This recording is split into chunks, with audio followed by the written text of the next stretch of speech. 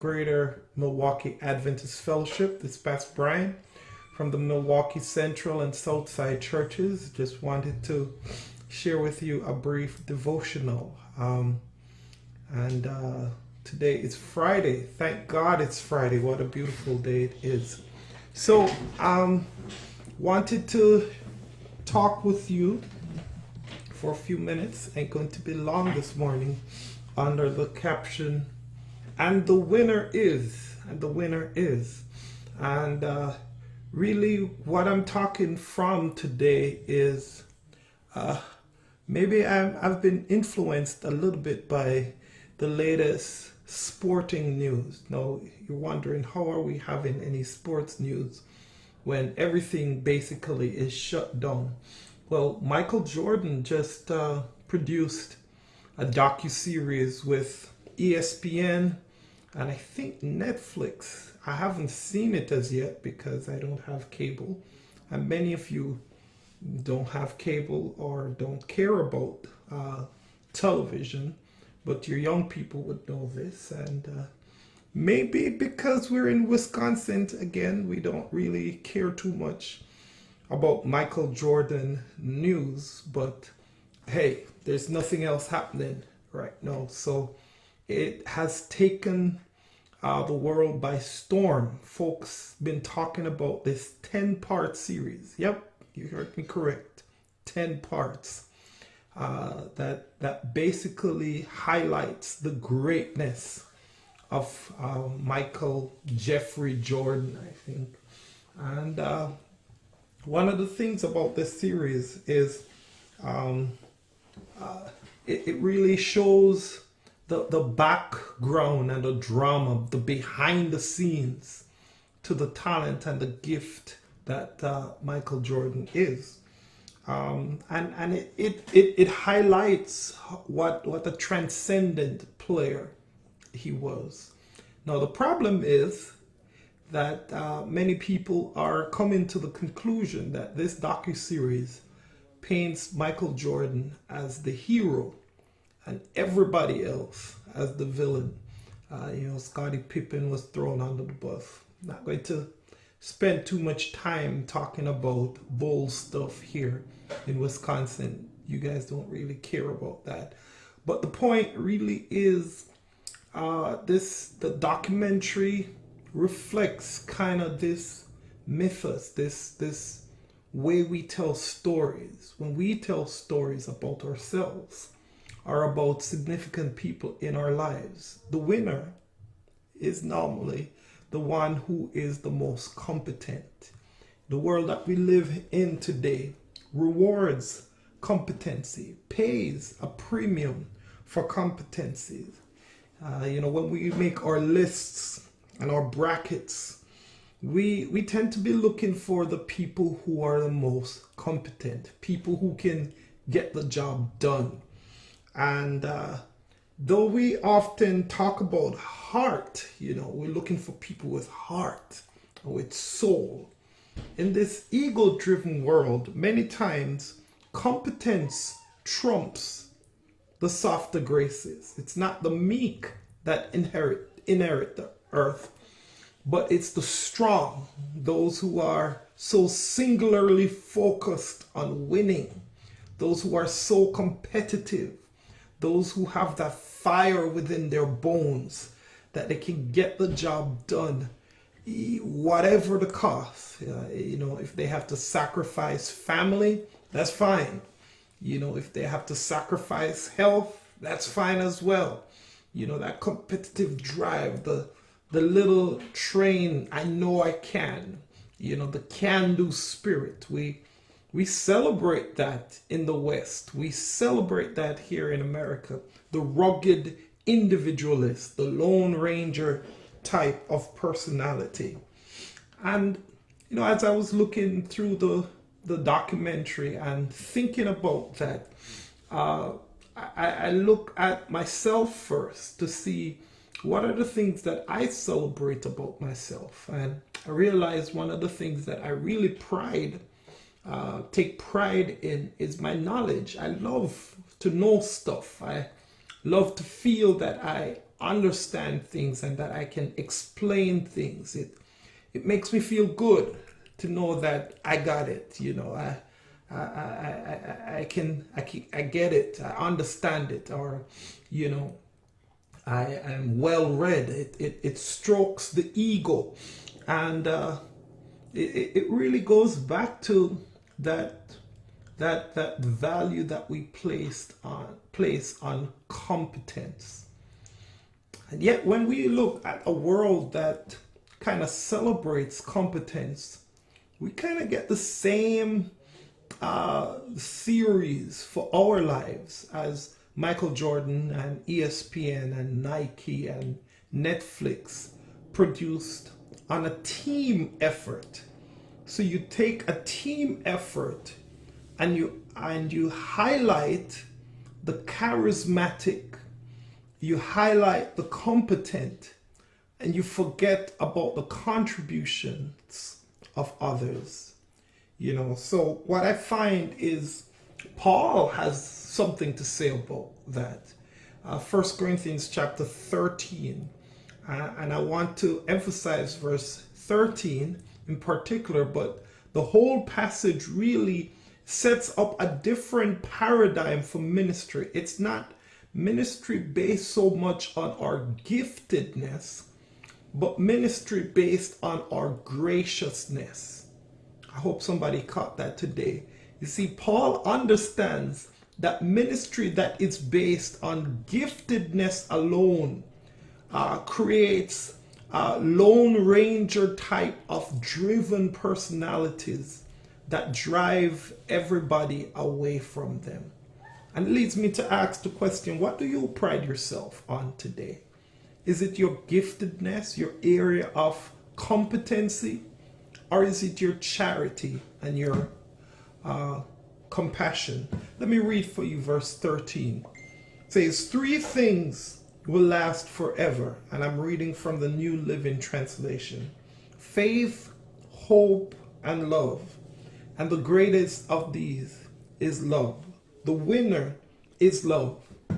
Paul this morning reminds us that in a church that profiles charisma and competency, the charismatic gifts, prophecy, knowledge, speaking in tongues, the gifts that we promote up front, the gifts that even in a lockdown, right, when no other gifts are able to assemble and to function, we still celebrate the preaching gift. We still celebrate the teaching gift. We still celebrate the prophetic gift. That's something that we place a high premium on. And Paul himself recommended that we covet the best gifts, that we covet the prophetic gifts. So there is something valuable in these charismatic gifts. But Paul understands that in a church that profiles the charismatic and the competent, we need to prioritize charity, because charity makes the most enriching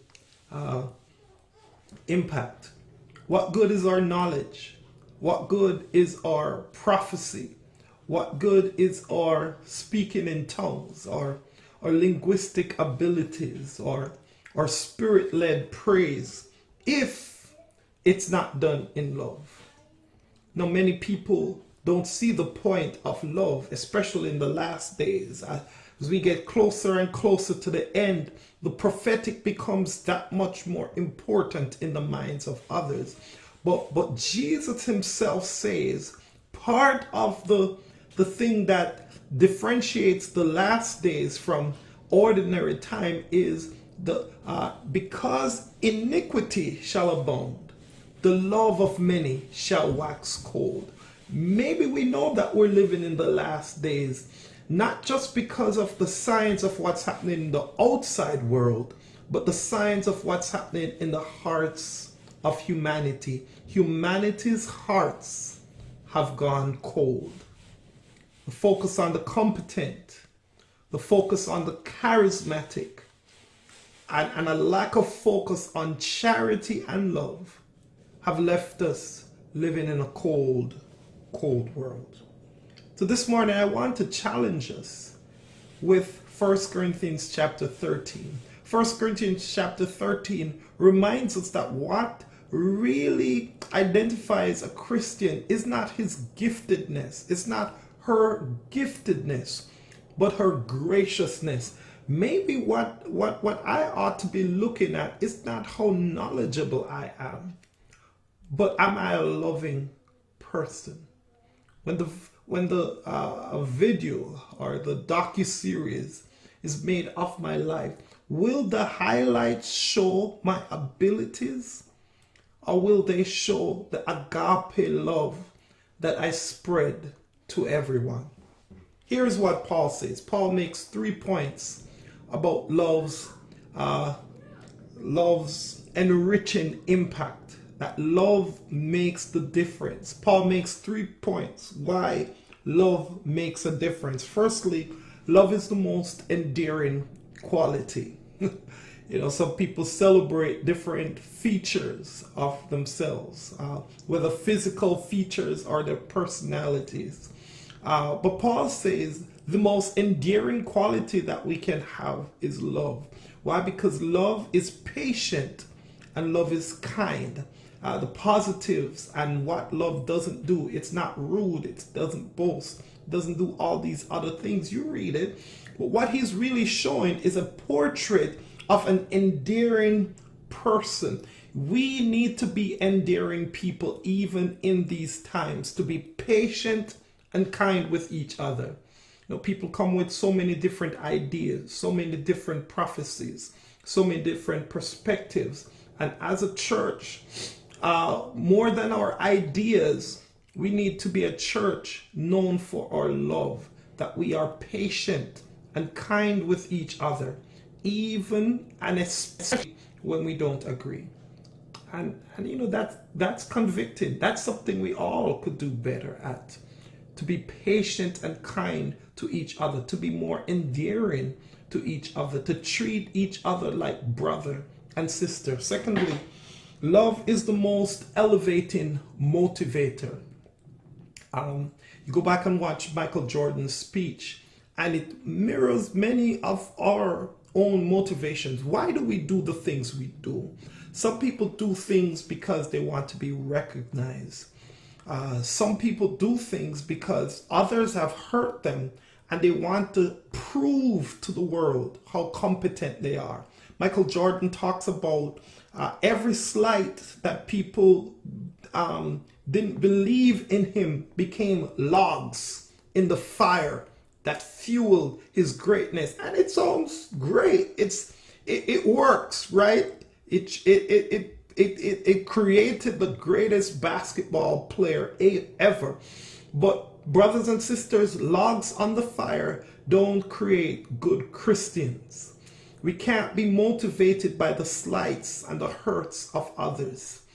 And it's easy to go about ministry trying to prove everybody wrong, trying to prove your doubters wrong, trying to prove your haters wrong. That motivation is addictive. Hate is addictive because it gives you this sense of passion and power, but it doesn't last. It's kind of like the energy drinks, the 5-hour energy.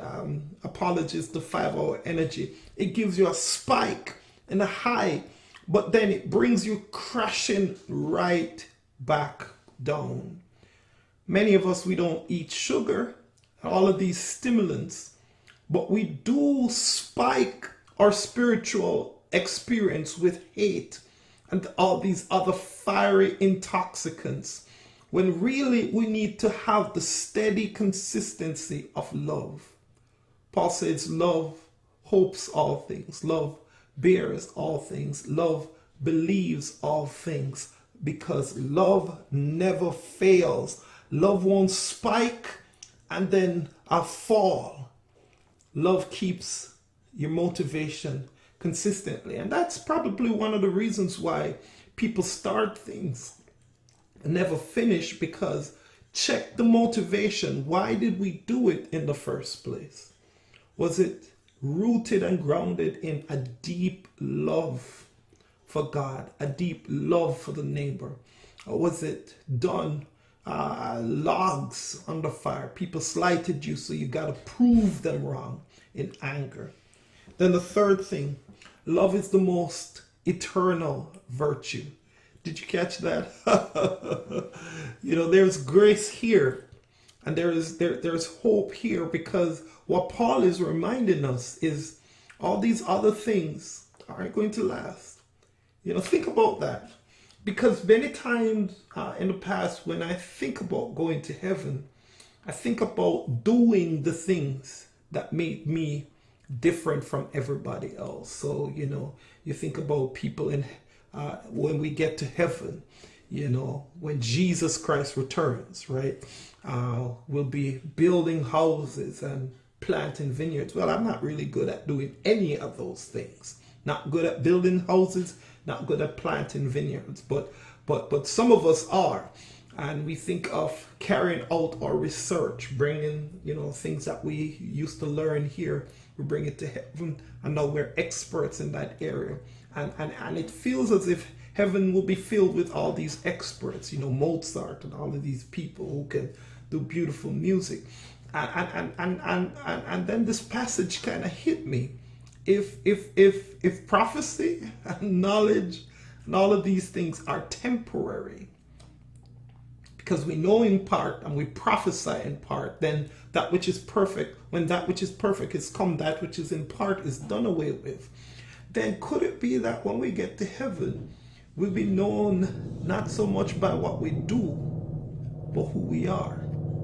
Not by our giftedness, but by our grace. Paul says, you see these three things here on earth that we don't put any premium on? Those are the only three things that will make it up to heaven. In heaven, there won't be a final four. There'll be a final three. I just gave a basketball reference for the young people there. The final three will be faith, hope, and love. And the greatest of these is love. Love is the most eternal virtue. See, what defines us is not our giftedness, but our graciousness. And the tragic truth is, it's hell on earth to be trapped in an ungraciously gifted church. It's hell on earth to be trapped in an ungraciously gifted church. Yes, it's an eloquent church, but it's a church where sharpened tongues cut like samurai steel. It's hell on earth to be trapped in an ungraciously gifted church. It's a prophetic church, yes, with deep insights into humanity's brokenness. But without love, it has no balm for humanity's healing. It's hell on earth to be trapped in an ungraciously gifted church. It's a learned church, lofty in its words, but without love, it's lacking in its deeds. It's hell on earth to be trapped in an ungraciously gifted church. It's a believing church that moves mountains regularly, but without love, this church has no moving power for the human heart. It's hell on earth to be trapped in an ungraciously gifted church. It's a church where even its sacrifices are so stained by selfishness that gifts become a burden, not a blessing.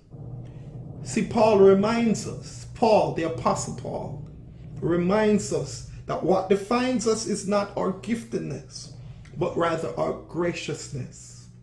Because nobody wants to be trapped in a team where there's so many eyes that everybody else is diminished so that the one person can be exalted. Jesus came to earth not so much to demonstrate the giftedness of God, the power of God, the zeal of God, but rather Jesus came to earth to make God's love plain. To make God's love plain. And so many things Jesus could have done, could have said, could have been known for.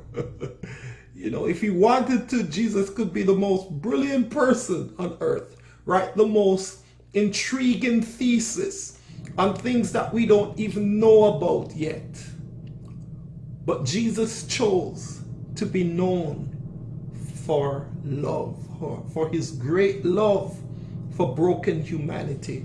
And I say praise God for that. Jesus in the end chose the gift that has no expiration date. And today I want to recommend to you that if you had a list where you ranked different spiritual qualities, yes, covet the greatest gifts, the charismatic gifts, the preaching gifts, the teaching gifts. But in all your coveting, the greatest is love. God bless you. We're looking forward to seeing you tomorrow for our Sabbath services. And I know this evening we'll be blessed by Pastor Zach Payne. And then tomorrow morning, we'll also have Pastor Payne do our Divine Hour service. So looking forward to the mini-series that he'll be breaking the bread of life to us. God bless you and have a wonderful day.